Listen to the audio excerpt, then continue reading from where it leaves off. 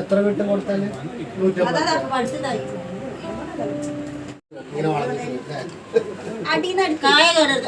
അടിയിൽ വരില്ല.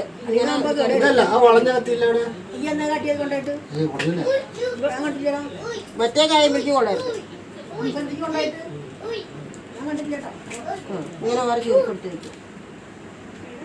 കായം കൂട്ടാ ഈ കൂട്ടാ ഈ കൂട്ടാ കായം മുന്നേ വിട പീനെ കൊടുക്ക.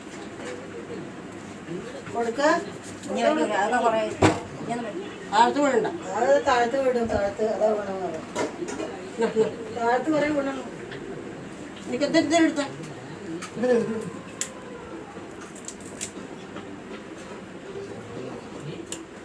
ഇപ്പൊ പിടിക്കാൻ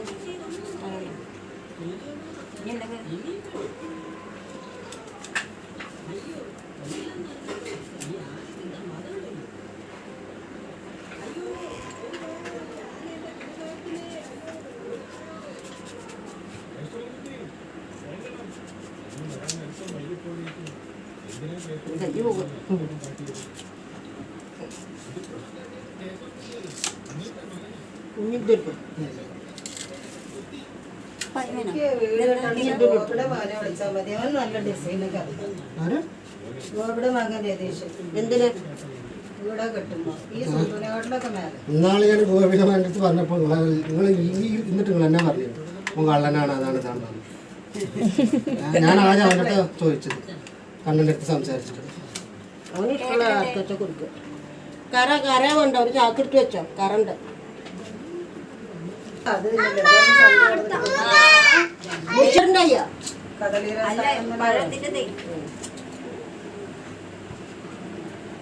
പാളയംകോടനാണേ.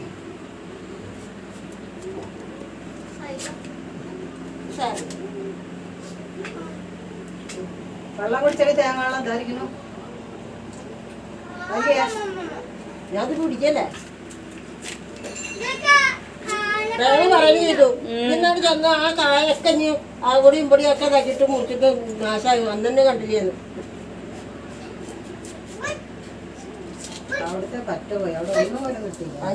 ഞാൻ ഓരോ ഒന്നും ഒക്കെ കളിച്ചത് അതൊന്നും പറഞ്ഞ കഴിക്കരുത്. അപ്പൊ നോക്കിയതല്ലേ എടുക്കണേ. ഞാനതല്ലേ വിള പിടിച്ചെന്ന് കണ്ടാ ഞാൻ ഇരിഞ്ഞെടുക്കും. പിന്നെ ഞാനത് മറന്നുപോയതാണ് ഷാമി റൂമിൽ വെച്ചിട്ട്. ഓർമ്മപ്പെടുത്തിയില്ല.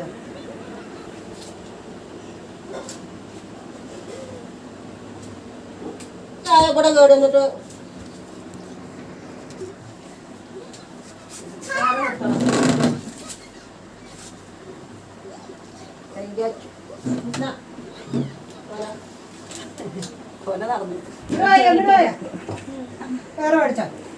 അമ്പലത്തിൽ പോകുമ്പോണ്ടേ ജ്യൂസ് കുടിക്കും.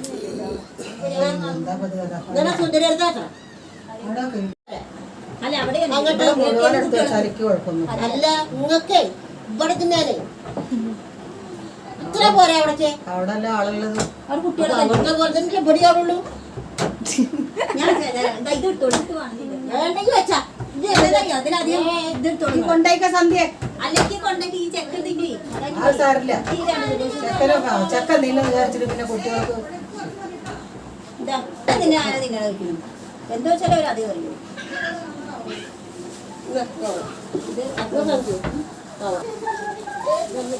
പേടി തന്നല്ല അതറിയും കൂടി. വേനൽക്കാരല്ലേ സന്ധ്യ കുഴപ്പമില്ല. നിങ്ങൾ അവിടുന്ന് തിന്നില്ല നിങ്ങൾ ഇവിടെ തിന്നുള്ളൂ. അതല്ല ഞാൻ പറയുന്നത്.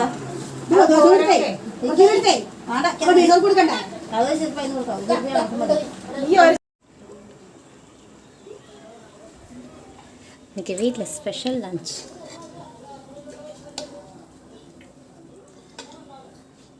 இது எத்தனை வீட்டுக்கு பார்சல் ஆகுது பிரிச்சுட்டா?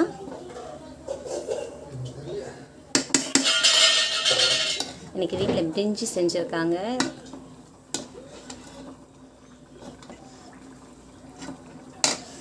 இது காலையில் வச்ச பட்டாணி கறி. எங்கே முட்டை கிரேவி?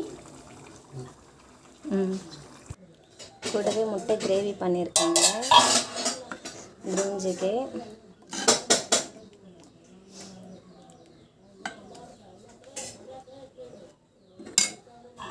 டீ முடி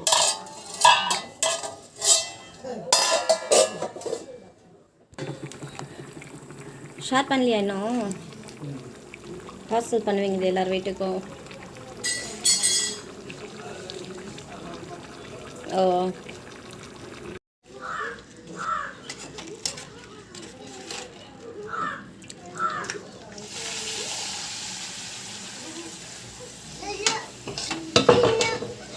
ஸ்பெஷலாக செஞ்சுருக்காங்க என்னன்னு தெரியல திடீர்னு ஹஸ்பண்டுக்கு வந்துட்டு சமைக்கிற மூடு வந்துடுச்சு ரொம்ப நேரம் ஆச்சாங்க கிச்சன் பக்கம் வந்துட்டு சித்தி சமைக்க போனாங்களா வேண்டாம்னு சொல்லிட்டு அவரே வந்துட்டு இன்றைக்கி சமைச்சிட்டாங்க இன்னும் சித்தி வரல அங்கே பேசிகிட்டு இருக்காங்க எல்லாருமே ஃப்ரண்ட்டில் வந்தாங்கன்னா எல்லார் வீட்டுக்கும் ஷேர் பண்ணுவாங்க பெரிய டபரால் தான் சமைச்சிருக்காரு ஹஸ்பண்ட் எல்லாருக்கும் ஷேர் ஆகும் இங்கே அப்பளமும் ஃபுல்லாக வறுத்து வச்சுட்டாங்க சாரி பப்படம் முட்டை கிரேவியும் அங்கே ரெடியாக இருக்குது இப்போ சித்தி வந்தாங்கன்னா எல்லாருக்கும் ஷேர் பண்ணிடுவாங்க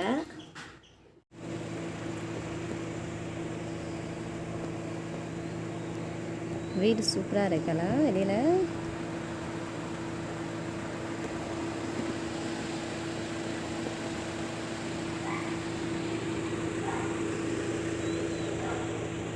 எல்லோரும் கோவிலுக்கு போயிருக்காங்க நாங்கள் மட்டும்தான் இங்கே இருக்கோம் இன்றைக்கி விளக்கு பூஜை எங்கள் 3வது மாமியார் வீட்டில் தான் பண்ணுறாங்க கோவிலில் அதனால் எல்லாருமே போயிட்டாங்க அதான் விரிச்சோடி கிடக்குது